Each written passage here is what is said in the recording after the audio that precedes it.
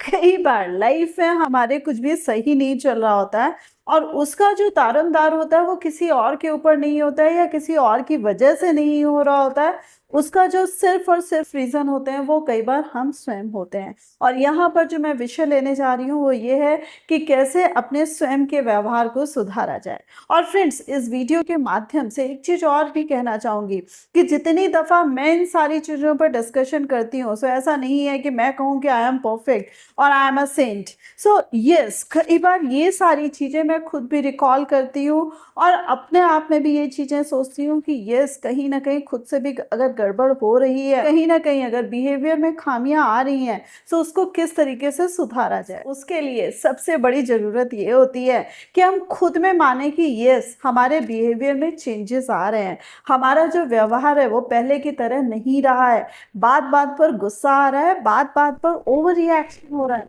और ये किस वजह से हो रहा है।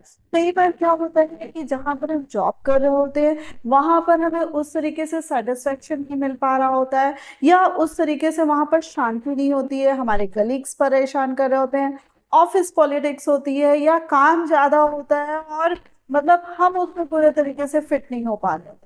वैसे ही कई बार क्या होता है कि फीमेल्स के साथ भी ये सारी प्रॉब्लम्स आ रही होती हैं कि उनके ऊपर वर्क प्रेशर पड़ रहा होता है, यानी कि घर के कामकाज का, बच्चों का प्रेशर पड़ रहा होता है। सो वो सारी चीज़ों को क्या होता है कि जब हम कोप अप नहीं कर पाते हैं, सो उस वजह से हमें गुस्सा आता है, और इसका जो सीधा साधा जो इम्पैक्ट होता है वो हमारे बिहेवियर पर पड़ता है। हमें लगता है कि हम खराब है, आसपास के लोगों को भी यही लगता है कि ये कैसा खराब है, इसका पोटेंशियल ही खराब है, इसका बिहेवियर ही खराब है। और फ्रेंड्स, ओवरऑल ये चीजें कम होने की बजाय और बढ़ती चली जाती है। यहाँ पर बात आ रही है कि किस तरीके से हम फिगर आउट करें।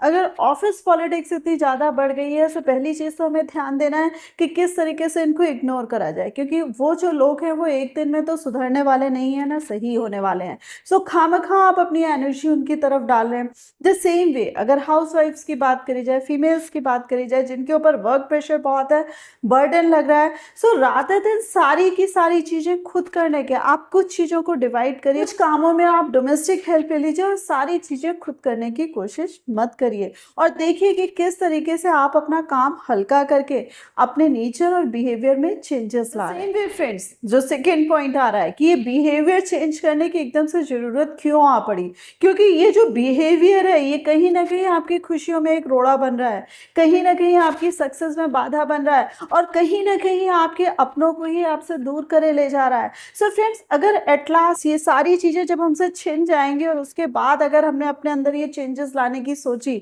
या अपने ऊपर तब आकलन करना शुरू किया, तब फ्रेंड्स बहुत ज्यादा देर हो जाएगी। सो अभी जब थोड़ी थोड़ी चीजें बिगड़नी शुरू हुई हैं हमारे बिहेवियर की वजह से, सो उसको अभी से ही सुधार लीजिए। जैसे फ्रेंड्स, मसलन इसको एक तरीके से और समझिए कि जब बिहेवियर खराब होने की बारी आती है, तो हमें नाहक ही दूसरों से शिकायतें होने लगती हैं, नाहक ही चीजों में हम खामियां निकालने लग पड़ते हैं जो पहले हमारा नेचर नहीं होता है। यानी कि अगर किसी चीज में अगर हम खूबियां ढूंढ सकते हैं, तो खूबियां ढूंढने के बजाय हम केवल कमियां ढूंढ रहे हैं।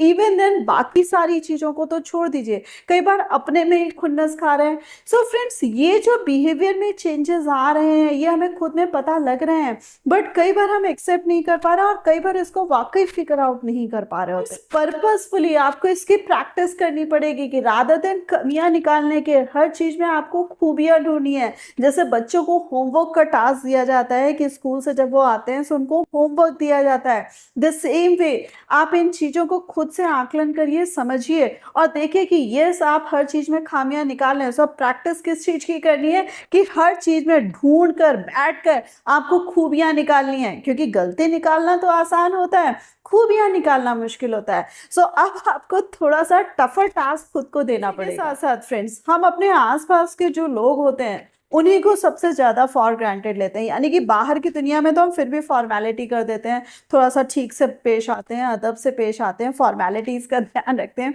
बट अपने जो फैमिली मेंबर्स होते हैं या अपने जो करीबी लोग होते हैं उनके साथ हम फ्री हो जाते हैं, क्योंकि हमें लगता है कि कुछ भी हो जाए ये तो हमें बर्दाश्त कर ही लेंगे, और कुछ भी हो जाए इनसे तो रिश्ता चलता ही रहेगा। सो फ्रेंड्स, वहां पर भी ऐसा नहीं है। होता क्या है कि जब हमारा बिहेवियर खराब होता है तो कहीं ना कहीं रिश्तों में भी हल्का सा सा खिंचाव आने लगता है। और चाहे वो आपके फैमिली मेम्बर्स में, चाहे आपके स्पाउस हो और चाहे आपके बच्चे हों और चाहे आपके अपने सिबलिंग्स हो, चाहे आपके अपने और फैमिली मेम्बर्स या रिलेटिव्स हो। सो फ्रेंड्स, यहाँ पर वाकई जब शुरू में ही आपका अलार्म हल्का सा बजा है, तभी आपको ध्यान देना है कि यस, आपको अपने आप में थोड़ा सा कंट्रोल करना है। हर समय बात बेबात पे अपनी राय नहीं रखनी है, हर बात बेबात पे अपने कमेंट्स नहीं देने हैं, हर बात बेबात पर अपना रिएक्शन नहीं देना है। जैसे कई बार क्या होता है कि हमारे स्पाउस ने हमसे कुछ कहा और हमने पलट कर जवाब दे दिया, या कई बार उनका कहने का मतलब कुछ और हुआ, हमने कुछ का कुछ और समझा और देन एंड देयर हमने निपटा दिया। द सेम वे बच्चों की कोई भी जरा सी हरकत देखी और हम फट पड़े, यानी कि हमने वहां पे भी एक्सप्लोजन कर दिया और उनको भी अच्छे से झाड़ दिया। या कई लोगों की तो आदत इतनी ज्यादा बिगड़ जाती है कि वो हाथ तक छोड़ देते हैं।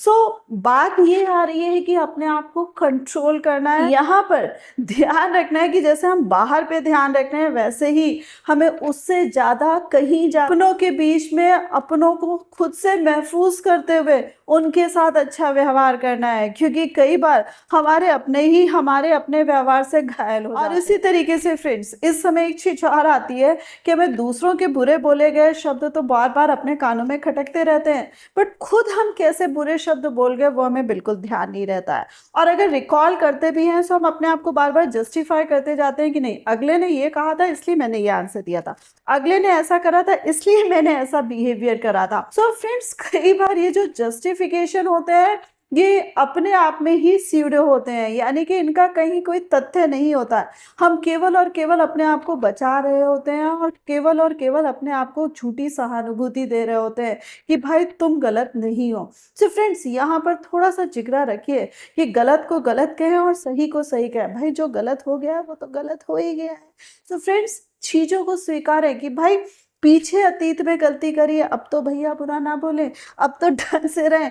पीछे बिहेवियर खराब हो गया तो अपना बिहेवियर ठीक रखें, अब तो अपने शब्दों में थोड़ा सा काबू रखें। सो फ्रेंड्स, इसी चीज को आगे चलते चलते यहाँ पर एक चीज और कहूंगी कि ये सारी चीजें कब आती हैं, जब डिसिप्लिन हम अपने आप में रखें, अनुशासन रखें और अपने आप में ये सारी चीजें माने भी और उनको फॉलो भी करें। बट इसी के साथ साथ फ्रेंड्स, एक चीज और कहूंगी कि भाई गलतियां करना स्वाभाविक है, ना तो आप संत है ना मैं संत हूँ, हम सब अपने आप में आम इंसान है। सो भाई जब राह में चलते हैं तो ठोकर खाकर गिरते भी हैं, कई बार तेजी से चलते हैं, कई बार संभल कर चलते हैं और कई बार अपनी धुन में चलते हैं सो हम गिरते हैं और कई बार इंजॉय भी करते हैं। सो फ्रेंड्स, जो भी चीजें हैं, जो भी हो गया, बायगॉन इज बायगॉन यार, आप उससे एक लेसन लीजिए। बट कहीं अगर अपने लाइफ को आपने रिग्रेट में डाल दिया है, पश्चाताप में डाल दिया है और उसी पश्चाताप में आप डुबकी लगाए जा रहे हैं, so please come out from that, बाहर निकलिए और खुली हवा में सांस लीजिए।